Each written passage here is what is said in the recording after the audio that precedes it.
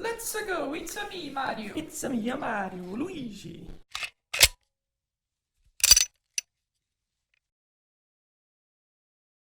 Ei, então, no outro vídeo explicamos que não é bom simplesmente fazer uma lista de palavras em uma língua e a tradução em outra lista para tentar memorizar e não dá certo. Por quê? Não é natural. Você não vai ver criança em casa com 2, 3 aninhos fazendo listas de palavras. Ele ouve no contexto e ele aprende no contexto. Então, uma coisa que você pode fazer quando você começa a entender certas coisas no inglês é pegar sentenças de livros ou você mesmo cria uma sentença e você vê, bom, eu vou tentar traduzir essa sentença toda para o inglês ou para o português, dependendo de onde você começa. O alvo é chegar ao nível do nativo. Então, eu tenho essa sentença, o que o nativo falaria, ok? Então, eu tenho uma sentença aqui no inglês. Paulo vai mostrar para nós o que ele faria. Bom, ele já aprendeu, já fala fluentemente, então ele vai ter que fingir um pouco que não entende tudo, para ele poder mostrar para vocês o que ele faria e também os recursos. Eu acho muito importante. Se eu conseguir, eu vou tentar colocar no vídeo ou no comentário os recursos que você recomendou nesse vídeo aqui, tudo bem? Então, a primeira sentença, Paulo, é The boy is tall. The boy is tall, ok? Sim. Agora, o que você faz? Você não entende. Tá, vamos estabelecer algumas coisas primeiro. Eu sou um cara totalmente iniciante, é o meu primeiro dia e eu tô lendo um livro, tá? Eu tô lendo um livro para iniciante. Então, para aprender inglês, você vai precisar da família real. Quer dizer, é mesmo? Esse livro é sobre a família real. Mas você vai precisar de um livro para iniciante, tá? Nível 1.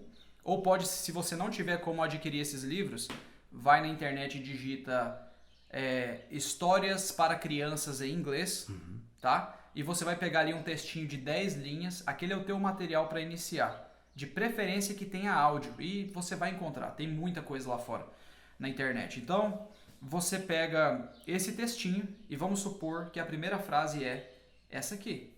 The boy is tall. E eu não sei o que significa. Primeira coisa que você pode fazer, pega a frase inteira, joga no Google Tradutor. E eu sei, muita gente fala que ele não funciona para frases inteiras, mas a gente vai fazer uma coisa diferente. Você vai ver a frase que ele te dá e você vai comparar com o contexto ali, né? Ver o título da história, ver também a frase seguinte e ver se faz sentido, tá? Se não fizer 100% de sentido, você vai traduzir palavra por palavra dessa frase para você entender o que cada uma quer dizer e associar, comparar ali com a tradução que o Google deu geral e com a tradução de cada palavra e você vai conseguir chegar a um sentido e entender o que ela quer dizer no contexto. Você vai entender então o que quer dizer o garoto é alto, certo? Se ainda assim você não conseguir entender, você vai baixar aí um aplicativo que se chama Hi Native e nesse aplicativo tem uma seção que é o que significa. Você vai clicar para fazer uma pergunta e você vai colocar essa frase lá, né? O que significa isso? Alguém vai te responder o que significa e você já vai ter... Um nativo, né? Você já vai ter a resposta. Entendeu? Ele falou, né? Um nativo vai responder. O que acontece? Você vai perguntar, mas o nativo fala português?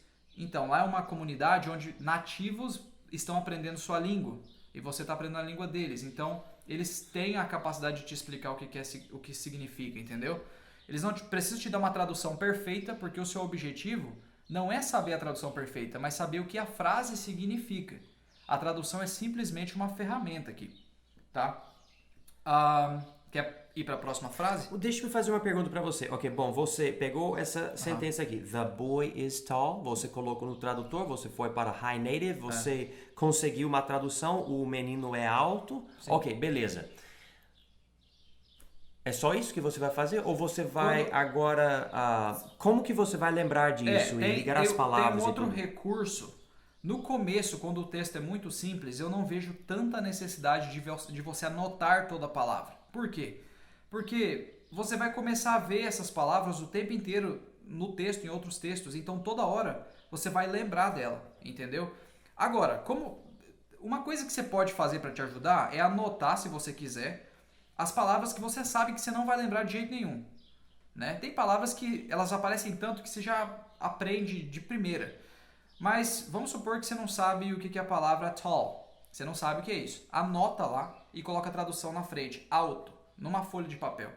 Quando você encontrar ela de novo, você não precisa fazer todo aquele processo. Você só olha na folha de papel e tá lá. Depois de umas 5, 6 vezes que você viu aquilo, você basicamente já sabe o que ela significa.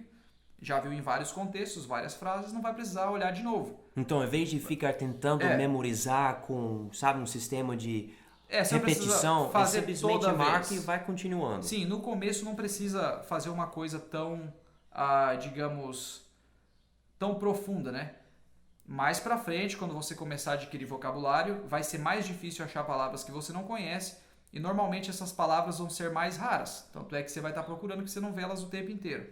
Daí eu aconselho que você se dedique a catalogar essas palavras em algum sistema de repetição espaçada ou um caderno mesmo que você possa estar sempre revisando. Ok, muito bom. Ok, vamos para a segunda sentença aqui.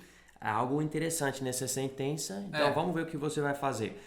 The girl is feeling blue. The girl is feeling blue. Aqui a gente tem uma sentença que é um pouco complicada para um iniciante, principalmente que não sabe nada ainda, porque ela tem uma expressão. Primeiro eu vou dar a tradução literal para vocês entenderem o que eu quero dizer com isso. Vamos supor que você aplica tudo que eu já te falei, os recursos que você aplicou na sentença 1, você vai aplicar nessa segunda frase. Você vai chegar à conclusão de que o significado é: a garota está sentindo azul. E isso não faz qualquer sentido, não tem lógica. Não faz sentido para você? Faz sentido para mim. Não tem como. O que é se sentir azul, né? Então, você vai pegar, provavelmente você já vai conhecer algumas palavras. Vamos supor que você já sabe o que é the girl is. Você já sabe o que significa. Se você não sabe, você traduz. Até aí vai fazer sentido, porque está dizendo a garota é. Só que aí tem o final, feeling blue, sentindo azul. O que você vai fazer? Você vai pegar essas duas palavras e vai colocar no Google mesmo, não no tradutor, mas no navegador, o que significa feeling blue em inglês. É isso que você vai fazer. Vai aparecer um monte de site com posts sobre essa expressão, com tradução, o que significa, te explicando. Pelo menos uns 80% dos casos você vai encontrar. Aí vai fazer sentido, você vai ver que feeling blue é tipo se sentir triste, sabe? Tá desanimado, tá pra baixo. Então você vai colocar na frase, vai fazer sentido. Aí você pega lá, anota, feeling blue significa isso. Coloca a tradução da expressão em si. Outra coisa que você pode usar, se todos os recursos falharem no Google, vai para o High Native, de novo. Vai lá e coloca o que significa a expressão em inglês. Alguém vai te falar. Um nativo vai te explicar que tem a ver com ficar triste, ficar para baixo, né? Desanimado, etc. Essa é a ideia, né? E com o tempo, no início, você não precisa se preocupar se é uma expressão formal, muito usada, nada disso. Você está simplesmente aprendendo que existe, o que quer dizer, e com o tempo, essas coisas da formalidade, você vai aprender. Não precisa se preocupar agora. Você acaba percebendo, né, onde ela se encaixa. A terceira sentença aqui, Paulo, tem outra coisa interessante. I am 30 years old. Essa frase, você aplica o mesmo recurso que eu já expliquei até agora para pesquisar o significado da frase. Você vai chegar à conclusão que literalmente quer dizer eu sou 30 anos velho. Porém, tem um detalhe. Por mais que a frase não faça nenhum sentido, quando você lê ela dentro do contexto da história e tudo, vamos supor que você já pesquisou várias frases e você chega nessa. E a pessoa fala, eu sou 30 anos velho. Você vai perceber que ele está falando da idade dele. E aí, para confirmar, você faz a pergunta para um nativo, tanto no High Native, ou digita, se você já desconfiar que é a idade, digita no Google, como dizer a idade em inglês. Você vai ver que eles não usam o verbo ter, mas é o verbo ser. Eles não falam eu tenho tantos anos, mas eu sou tantos anos. Você vai notar isso. Daí o que você vai fazer? Você não vai brigar com a língua. E com isso eu quero dizer, você não vai tentar ficar conversando consigo mesmo. Ah, mas não faz sentido. Em português a gente não fala assim. Nunca vá por esse caminho porque é perda de tempo. Você só vai gastar energia à toa porque a língua não vai mudar porque você não concorda, entendeu? Então... Mas essa é uma boa dica, porque eu já vi pessoas travando e não indo para frente. Por quê? Não quer aceitar a diferença entre as línguas. E às vezes até preferem teimar e traduzir literalmente mesmo. Não dá não. Então, você vai aprender que existe um padrão para se dizer a idade, que é eu sou tantos anos. Velho, a frase completa, né? Você vai aprender esse padrão. Você vai anotar no seu caderninho se quiser e pronto, tá resolvido. Basicamente isso. Então, cada vez que a pessoa quer dizer quantos anos que tem, não está pensando sobre o que possui, mas o que é. Exato. Então, é algo do ser mesmo. Para nós, né? Para vocês é diferente, é algo que você possui. Pode até afetar seu modo de pensar, mas existem vários casos disso entre as línguas, coisas que são diferentes, que podem até afetar a cultura. No começo, não precisa se preocupar em ser tão rígido em, nossa, eu não posso esquecer dessa palavra, então eu vou anotar ela, sei lá, no teto, para eu deitar na cama e ficar, não precisa fazer essas loucuras. Tá? Mas assim... como você está começando com o livro nível 1, sobre a família real, você vai ver essas palavras repetindo o tempo inteiro. Você vai ver o tempo inteiro se repetindo, vai ficar normal. E a família real é uma brincadeira, até porque é o único livro que eu estou na mão aqui agora. Então, pode ser qualquer livro, ou qualquer história para criança.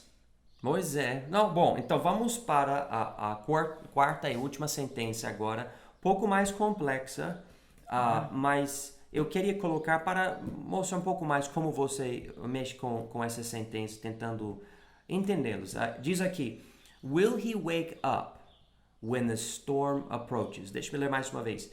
Will he wake up when the storm approaches? Beleza. Mesma técnica. Você vai buscar ver o que você já entende. Você vai traduzir o que você não entende. Se não fizer sentido, você vai isolar o que não faz sentido e procurar especificamente. Tem um exemplo aqui. Wake up. O que significa wake up? Isso aqui é um phrasal verb, tá? Não precisa entender o que é isso agora. Mas basicamente é um verbo com uma partícula que tem um significado.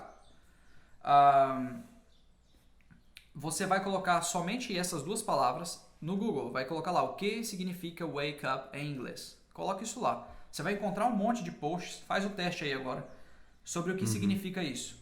Daí, você vai entender o resto da frase. Então, por exemplo, will, né? É um verbo auxiliar aqui que, no caso, está denotando futuro, né?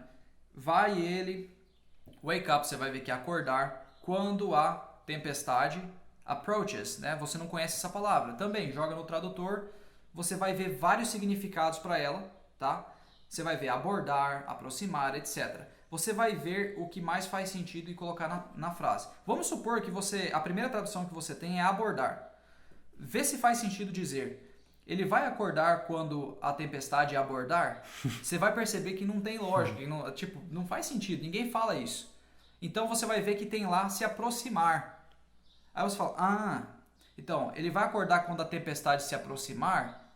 Quando ela chegar. Você está entendendo? Tem que fazer esse julgamento, ter bom senso e entender o significado da frase inglesa. Lembre-se, a tradução é uma ferramenta, mas ela não precisa ser perfeita e exata. Ela é uma ferramenta para você entender o que quer dizer em inglês. E com o tempo, você vai ser capaz de fazer traduções mais naturais, né? Com esse método, você aprende que